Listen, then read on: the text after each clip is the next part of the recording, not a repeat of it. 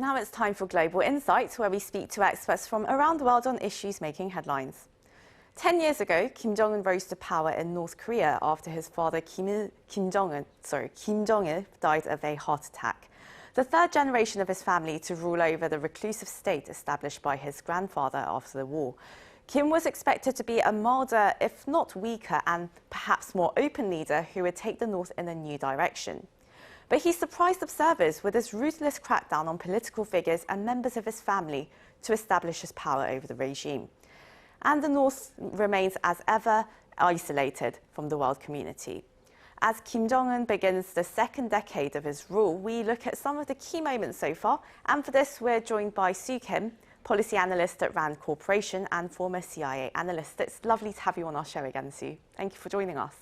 Thanks for having me.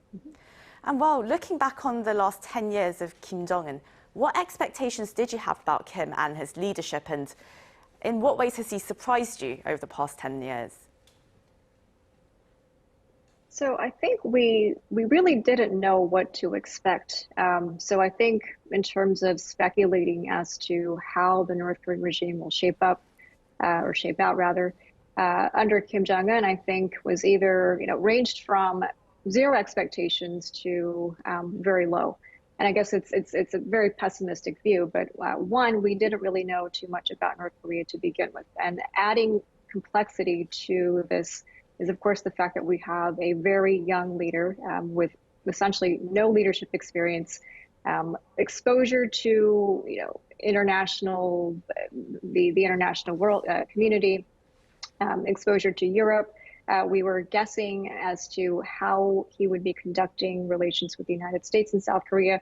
But again, it was pretty much an open box. And we were surprised, I think, by the short amount of time Kim actually needed to get his footing solid and to do it remarkably well. And I think that the 2018 summitry with President Moon Jae-in and also President Trump also helped Kim Jong-un sort of solidify his footing in that respect.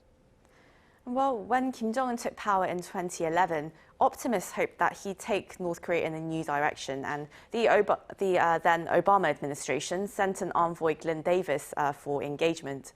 But despite having agreed on the Leap Day deal, Kim decided to launch a satellite in clear violation of UN resolutions, and after that, it was history. Of course, the regime launched 4 nuclear tests and over 90 missile tests. Why is Kim Jong-un appearing to be more aggressive than his father and grandfather? So looking at the timeline of, the maturity of the leadership, it's possible that Kim Jong-un has much more to prove in terms of his leadership competence, both to his domestic and internal audiences, I would say. So more pressure on him to deliver, more pressure on him, I think, to show to the rest of the world and to the North Korean population that he's competent, and also that he's one of a force that needs to be reckoned with. I also think that geopolitics also played a role. Had it not been, again, for perfect alignment of leadership in the United States and South Korea, the aggression, I think, might have been of a slightly different nature. We had, fire and fury between the United States and North Korea that sort of amplified tensions. And then on the other side, we also had a South Korean government that was more than willing, I would say, to be that bridge between Washington and Pyongyang to ink out a denuclearization agreement. And clearly, we haven't really made that much progress on that front. But the aggression, I would say, is a lot of factors, I think, that are playing into it. Of course, it's his age, the lack of experience, the motivations, the fact that it just presented an opportunity for Kim Jong-un to ramp up, the nuclear capabilities, and it was also a good way for the North Korean to extract concessions from its neighbors and also to get the attention of the international community. And that really raises the question of whether he was serious about denuclearization. Do you think Kim Jong-un is genuine about wanting to denuclearize? I would have to say no. Of course, we could parse this argument in so many different ways. We could also say that he might have been willing to give up a couple portions of his nuclear weapons program. But I think bottom line, when it comes to what we were calling back then the complete and irreversible denuclearization of North Korea. That's not something that he's going to sign on to, precisely because it's tied to his survival. And if Kim were to give this away, then it just essentially means that he would have to surrender not only his position, but potentially his life to not just to the United States and South Korea, but also to the North Korean people. So there were a lot of repercussions that I think Kim Jong-un was not willing to really to bear. So at best, I think there might have been an appetite, I think, to negotiate some kind of an agreement with the United States. But when it came to Kim Jong-un actually being fully committed to dismantling all of his programs, to disclosing, to allowing inspectors on site, probably not. Well, of course, for Kim Jong-un, it's all about keeping his regime going, keeping it in power. But, well, when he rose to power, he inherited this starving population, barely surviving on the crumbling economy, governed by a corrupt regime that's very out of touch with the 21st century. And to be fair, he seems to have really tried hard to make the state more prosperous, making the best of what they have. But, well, earlier this year in April, Kim actually admitted that his economic policies have flopped. How would you rate the success of his Pyongyang policy of pursuing the economic growth and nuclear development at the same time? What do you think will be his strategy now?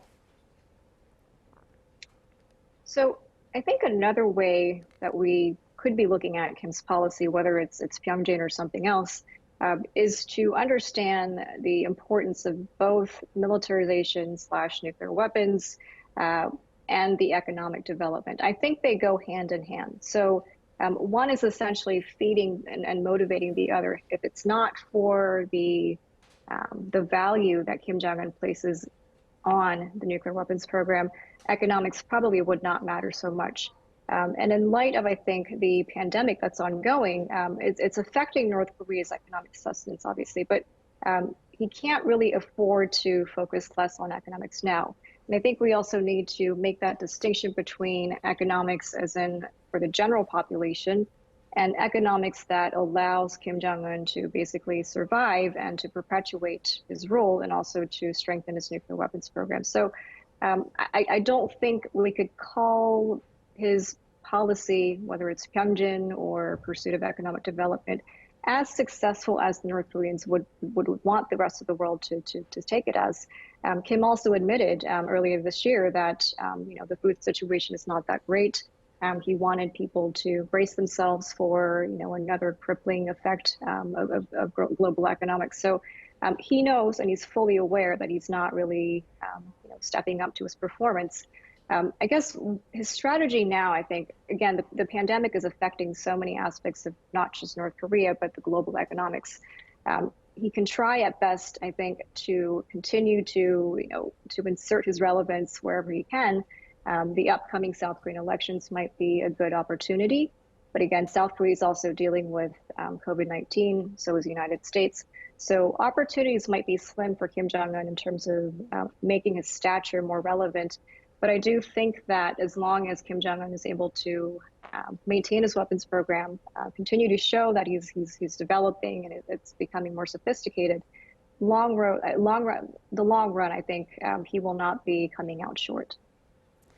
Well, there are actually few details that people generally know about Kim Jong-un, apart from what we see from North Korean propaganda. And, well, as an analyst, what details do you tend to look for and what interests you the most? So I actually think that we learn from each other. So two North Korean analysts, we can interpret the same observation or event in entirely different ways. And I think that helps us to think sharper, obviously. But because North Korea is still largely an unknown country with so many question marks, and I think the fact that we have more information, more people coming out of North Korea is certainly helpful, but there are also contradictions. Each person's accounts are going to be different, which also just means that there's more work cut out for us. In terms of what I look for, I guess, of course, we're going to be following the weapons development, Kim's preferences for economics. leadership reshuffles. But it's always interesting to see and to think back and to take a few steps back and think about what we're not actually looking at. And I think that's easier said than done because North Korea does keep us busy in various ways. So to actually be able to pause and to say, I'm not going to look at, the current status of the missile program, and instead I'm going to focus on something that's entirely obscure. But I think it's an exercise that we should be doing, and we probably are in the back of our minds, but just more subconsciously. Oh, well, when it comes to things that we could see during the inter-Korean and US-North Korea summits back in 2018, Kim Jong-un actually, he showed moments of, well, he seemed quite genuine and even vulnerable in certain moments. I mean, but then in addition to him actually executing his uncle, his own brother, other, purges of his regime, we've had reports of him drinking too much, eating too much cheese, and disappearing for weeks on end in early 2020. So we seem to be seeing some sort of instability here. But of course, he does seem to have sharpened up a bit this year. But how do you think he's faring or really coping with his role as leader of North Korea? I mean, it seems like he's steadily marching forward. I know that we have had some health incidents and a couple moments where we had not seen him in public, but by and large, at least the Kim Jong-un that we're seeing in public appears to be functioning as he should be. Weapons development still ongoing. We're still seeing North Korea maintain the same posture towards South Korea and the United States. So by and large, I think the regime, I don't think we can really speak to the conditions of the North Korean people, doesn't really seem to be affected that much. And of course, it's very different, I imagine, if we were to actually go inside the country and to see how decisions are made and how, if Kim Jong-un is actually as stable as he's portrayed in public. But by and large, it seems like North Korea functions as North Korea ought to be. Well, there have long been theories and speculations about the regime collapsing, but Kim Jong-un has continued to prove those speculations wrong. What do you think is the secret behind the regime's survival? And do you think Kim Jong-un can maintain internal stability and also rely on the Chinese for support over the next 10 years?